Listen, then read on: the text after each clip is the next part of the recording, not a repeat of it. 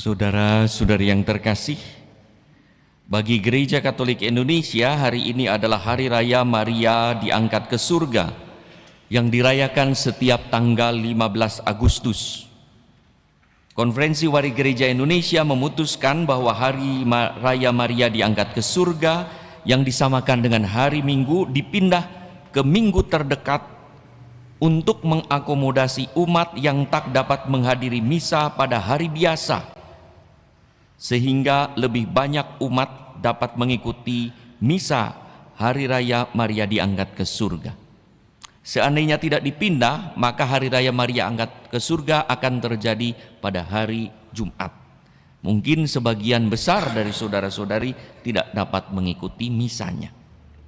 Pada tahun 2025, hari raya ini seharusnya dirayakan pada tanggal 17 Agustus 2025 yang dekat dengan tanggal 15. Tetapi karena tanggal 17 Agustus adalah hari raya kemerdekaan Republik Indonesia juga, hari raya Maria diangkat ke surga ditempatkan tahun ini 10 Agustus 2025. Yang menurut kalender liturgi saat ini adalah minggu biasa ke-19.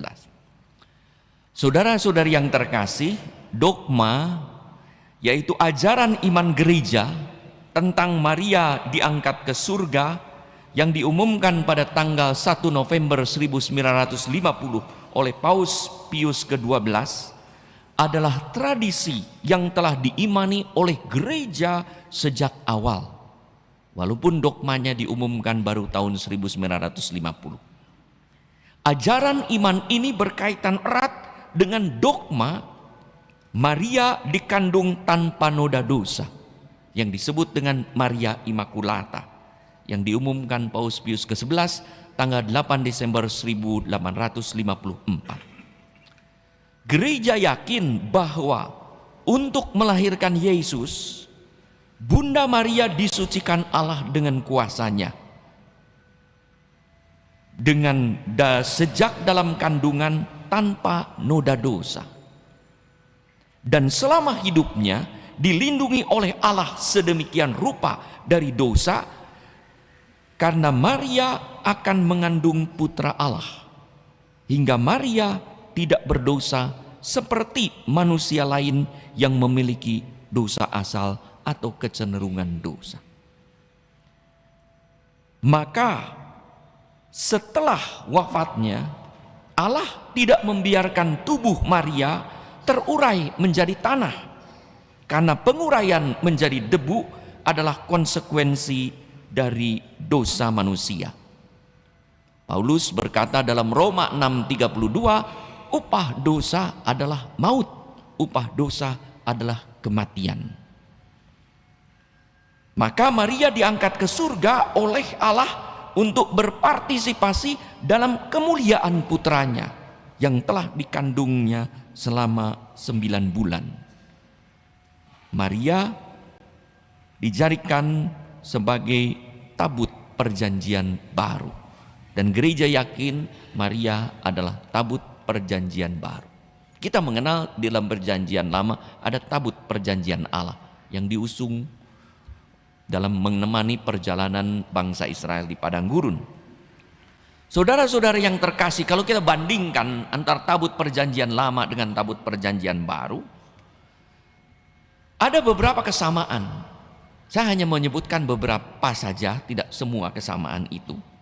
Yang pertama, tabut Allah perjanjian lama berisi 2 loh batu yang bertuliskan sabda Allah, 10 perintah Allah, seperti tertulis dalam Ulangan 10:2-5. Isinya sabda Allah tadi, lalu yang kedua mana dari surga, dan tongkat Harun sebagai imam yang digambarkan dalam Ibrani 9:4. Maria mengandung Yesus yang adalah sabda yang menjadi manusia, Yohanes 1:1. Dan Yesus adalah mana sejati dari surga, Yohanes 6:48. Dan menjadi imam agung sejati seperti dikisahkan dalam Ibrani 3:1. Jadi ada kesamaan antara tabut perjanjian lama dengan tabut Maria sebagai tabut perjanjian baru. Yang kedua, tabut perjanjian lama, tabut Tuhan itu diarak masuk ke Yerusalem. 3 Samuel 6:3 ketika bangsa Israel menang memasuki Yerusalem. Pada waktu itu Daud menjadi takut karena tabut Tuhan dibawa. Lalu ia berkata dalam 2 Samuel 6:8, bagaimana tabut Tuhan itu dapat sampai kepadaku? Maria datang juga ke Yerusalem menemui Elisabet. Elisabet pun dengan genar berkata, siapakah aku ini sampai ibu Tuhanku datang mengunjungi aku. Yang ketiga, kita ingat juga kisah kemenangan Daud ya, dalam 2 Samuel 6:16. Di hadapan tabut Allah, Daud menari-nari menyambut kehadiran Allah di depannya. Di hadapan Maria yang mengandung Yesus, Yohanes dalam kandungan Elisabet melonjak kegirangan bagaikan menari-nari.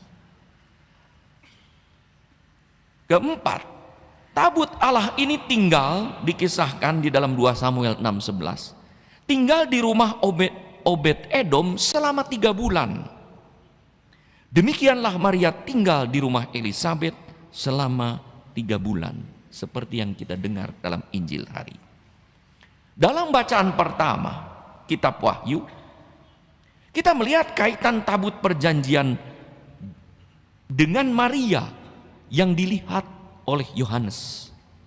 Maka terbukalah bait suci Allah yang di surga, dan kelihatanlah tabut perjanjiannya di dalam bait suci itu di surga.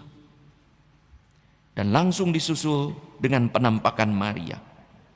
Maka tampaklah suatu tanda besar di langit, seorang perempuan berselubungkan matahari. Saudara-saudari, sebenarnya masih ada beberapa hal kesamaan-kesamaan yang menunjukkan bahwa Maria sungguh tabut perjanjian baru yang dipilih Tuhan.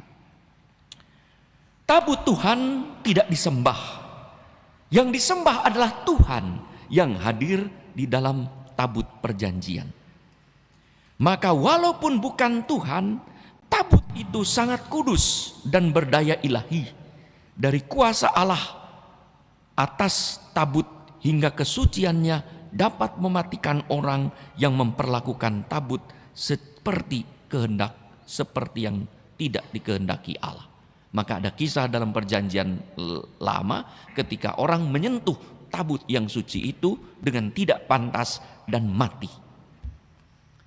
Demikianlah Maria tidak disembah, tetapi dihormati sebagai bunda Allah dan bunda gereja yang kesuciannya luar biasa, dan dianugerahi kuasa ilahi hingga melaluinya ada banyak mujizat. Kita baru saja mendengar viral juga ya, beberapa ada kejadian kebakaran di Los Angeles, ternyata semua hancur tapi ada patung Maria yang berdiri. Baru-baru di Malang ada toko rohani yang tertabrak mobil masuk ke dalamnya, harusnya patung itu terhantam tapi hanya tergeser dan selamat. Ada banyak mujizat. Ada orang yang berdoa kepada Bunda melalui minta doa melalui perantaran Bunda Maria di tempat-tempat suci atau di depan patung Maria dan terkabul doanya. Ada begitu banyak mujizat.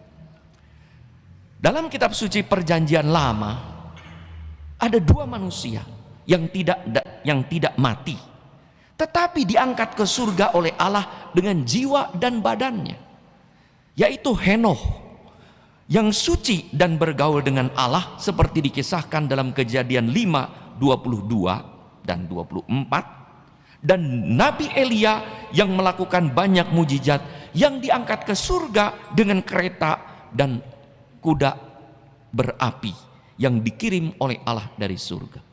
2 pribadi perjanjian lama ini tidak dikisahkan mati, tidak ada kuburannya, diangkat ke surga.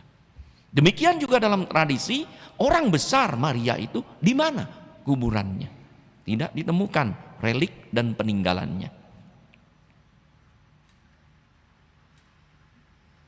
Tentu Allah, kalau Allah berkenan mengangkat kedua orang suci tersebut ke surga tanpa kematian, tentu Allah lebih lagi berkenan kepada Maria yang mengandung Yesus Kristus dan dibuatnya imakulata, tak terjamah oleh dosa, hingga Maria pantas diangkat ke surga mulia, berpartisipasi dalam kemuliaan Allah.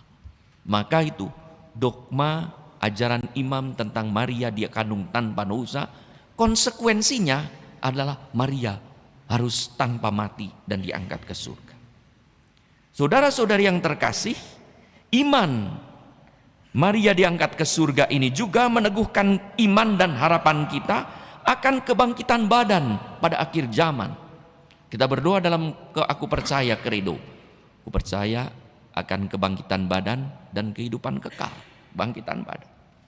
Kalau hidup setia dan taat pada Allah, pada akhir zaman nanti kita pun akan diangkat ke surga. Dengan jiwa dan badan kebangkitan. Walaupun kita harus melalui kematian biasa, yaitu mengalami kehancuran tubuh akibat dosa. Seperti Maria, kita akan diangkat ke surga, tetapi kita melalui kematian dan melalui kebangkitan badan. Semoga perayaan Maria diangkat ke surga sungguh meneguhkan kita untuk setia dan taat kepada Tuhan, sehingga pada saatnya nanti kita pun boleh berpartisipasi dalam kemuliaan Tuhan Yesus di surga.